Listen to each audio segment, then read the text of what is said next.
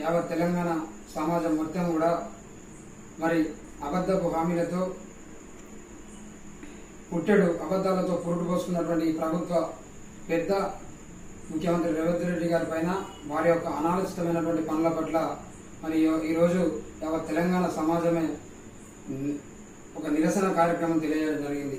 ఈయన తీసుకున్నటువంటి నిర్ణయాన్ని 4.5 కోట్ల ప్రజానీకం మొత్తం కూడా ఈరోజు వ్యతిరేకిస్తుంది. ఎందుకంటే రాజీవ్ గాంధీ విగ్రహాన్ని తెలంగాణ 4.5 కోట్ల ప్రజల యొక్క ఆత్మగౌరవమైనటువంటి తెలంగాణ సెక్రటేరియట్ ముందట ఆయన ఒక విగ్రహాన్ని పెట్టడాన్ని పూర్తిగా ఖండిస్తుంది.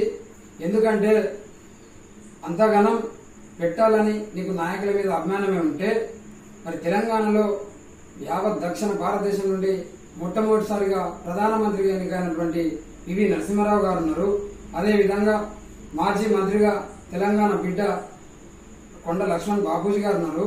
తెలంగాణ సిద్ధాంతకర్త ప్రొఫెసర్ జయశంకర్ సార్ గారు ఉన్నారు. మరి ఈ ఎంతో మంది ఉన్నటువంటి మహానీయుల యొక్క విగ్రహాలను పెట్టకుండా కేవలం ఆయన యొక్క స్వార్థం కొరకు, స్వలాభ్యం కొరకు పెద్ద నాయకత్వం దగ్గర, వాళ్ళ యొక్క నాయకత్వం దగ్గర మెప్పు పొందడానికి ఈ రోజు రాజీవ్ గాంధీ విగ్రహాన్ని మరి ఏదైతే తెలంగాణ సెక్రటేరియట్ ఉందో మరి దాని ముందట పెట్టడం నిజంగా ఇది ఒక హాస్యాస్పదకమైనటువంటి విషయం. యావత్ తెలంగాణ సమాజం కూడా దీన్ని వ్యతిరేకిస్తుంది. ముఖ్యమంత్రి ఇప్పటికైనా సోయి తెచ్చుకోవాలి. నువ్వు కేవలం రాజీవ్ గాంధీ విగ్రహాన్ని పెట్టదలుచుకుంటే నీ యొక్క ఎమ్మెల్యేల ప్రతి ఒక్క ఇంటి ముందట 125 కాదు 130 అడుగుల విగ్రహాన్ని పెట్టుకోండి, ఎవరద్దన్నారు.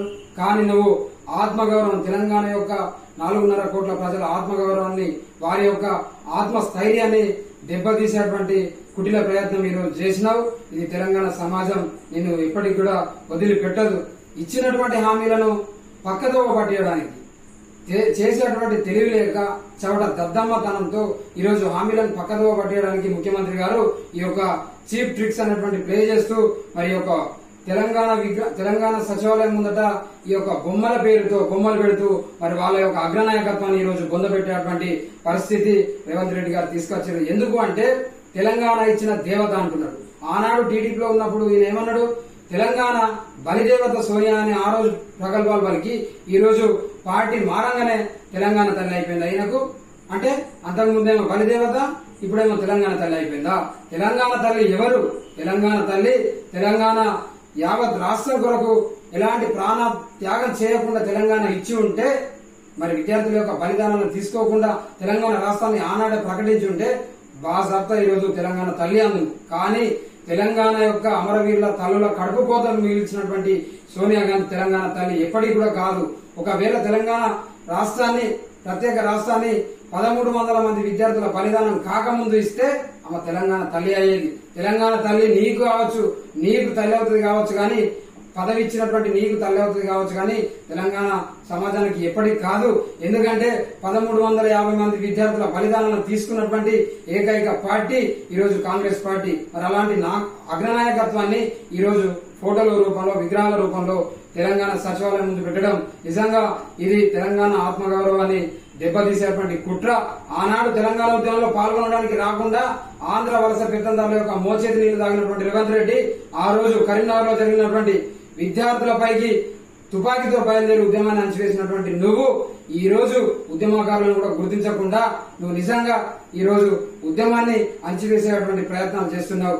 ఆనాడు ఉద్యమం కోసం పనిచేయాలి, ఈ రోజు ఉద్యమం చేసినటువంటి విద్యార్థులను కూడా నువ్వు పట్టించుకోకుండా ఈ రోజు గురుకుల విద్యార్థులను కావచ్చు, నిరుద్యోగులను కావచ్చు, మరి నీ అధికారంలోకి రావడానికి నువ్వు ఎవరినైతే ఉపయోగించుకున్నావో, ఎవరినైతే ఏ యూట్యూబ్ ఛానల్ అయితే వాడుకున్నావో ఆ యూట్యూబ్ ఛానల్ ఈ రోజు నువ్వు అవహేళన చేస్తూ ఆ ట్యూబ్ అట ఈ ట్యూబ్ అట అని నిజంగా సమాజం ముందు వారిని అవహేళన చేస్తున్నావు. ఇది నీకు సమంజసం కాదు.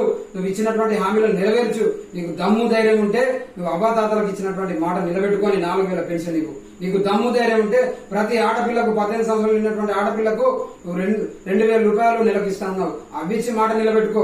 నీకు దమ్ము ధైర్యం ఉంటే నువ్వు ఏదైతే మరి రైతులకు పూర్తి స్థాయిలో 34,000 కోట్లతో రుణమాఫీ చేస్తానన్నావో అది చేసి నిలబెట్టుకో. కానీ తూతూ మంత్రంగా నీ ఇష్టం ఉన్నట్టు అనాలోచితంగా నువ్వు ఒంటెద్దు పోకూడదు పోతూ ఈరోజు తెలంగాణ సమాజాన్ని నువ్వు శంకిస్తున్నావు. ఇది కరెక్ట్ కాదు. యావత్ తెలంగాణ సమాజం ఇప్పటికే నిన్ను ఏమనాలో ఆల్రెడీ డిసైడ్ అయినది. ఇప్పటికైనా బుద్ధి తెచ్చుకొని నువ్వు నీ వైఖరి మార్చుకొని తెలంగాణలో ప్రజా పాలన అనే పేరుతో నువ్వు ప్రజలను మోసగిస్తూ ప్రజా పీడన చేస్తున్నావు. 6 గ్యారంటీలు కాదు 6 గారడీలతో ఈరోజు తెలంగాణ సమాజం భ్రష్టు పట్టిస్తున్నావు. అంటే బెదిరించిన వారిపైన, ఆ హక్కుతో అడిగిన వారిపైన నువ్వు అక్రమంగా కేసులు పెట్టుడు, అన్యాయంగా బెదిరించుడు, మరి ఈ రకంగా నువ్వు అధికార దుర్వినియోగం చేస్తూ ఈరోజు ప్రజలను, రైతులను, మహిళలను, ముఖ్యంగా గురుకుల విద్యార్థులను ఈరోజు వారి యొక్క భవిష్యత్తు ప్రశ్నార్థకంగా నిలుస్తుందంటే దానికి కారణం నువ్వే. ఈరోజు తెలంగాణ సమాజంలోని ప్రతి ఒక్కరిని కూడా సబ్బండ వర్గాలను ఈరోజు రోడ్డుపైకి వచ్చేలాగా నీ యొక్క అనాలోచితమైనటువంటి పాలనతో ప్రజలను ఇబ్బందుల్లోకి నెట్టినవు. కాబట్టి తస్మాత్ జాగ్రత్త, ఇప్పటికైనా నీ విధానం మార్చుకో. మొన్నటికి మొన్న వరదలు వస్తే కనీసం ఒక 9 మంది వరద బాధితులను కాపాడడానికి కూడా నీ యొక్క ప్రభుత్వం హెలికాప్టర్ పంపించినటువంటి దుస్థితిలో నువ్వు ఉన్నావు. ఈ రోజు ఒక జేసీబీ డ్రైవర్ వచ్చి వాళ్ళని కాపాడితే అదే ఖమ్మంలో 3 మంత్రుల నుండి కూడా అసలు ఏం చేయలేనటువంటి పరిస్థితి. అంతేకాదు గతంలో వరద వచ్చిందంటే చెన్నూరు నియోజకవర్గంలో ఉన్నటువంటి ఒక సాధారణ ఎమ్మెల్యే స్థాయిలో ఉన్నటువంటి బాలకృష్ణ గారు మరి 10 నిమిషాల్లో హెలికాప్టర్ తెప్పించి ఈ చెన్నూరు మండలం సోమన్పల్లిలో ఉన్నటువంటి 3 గుర్ల కాపర్లను కాపాడితే ఈ రోజు నువ్వు హెలికాప్టర్లేమో నీ యొక్క మంత్రుల పుట్టినరోజులకు పూలవర్షం కురిపించడానికి నువ్వు హెలికాప్టర్లను వాడతావు, కానీ ఈ రోజు పేద ప్రజలను కాపాడడానికి నువ్వు హెలికాప్టర్ వాడలేదంటే నీ యొక్క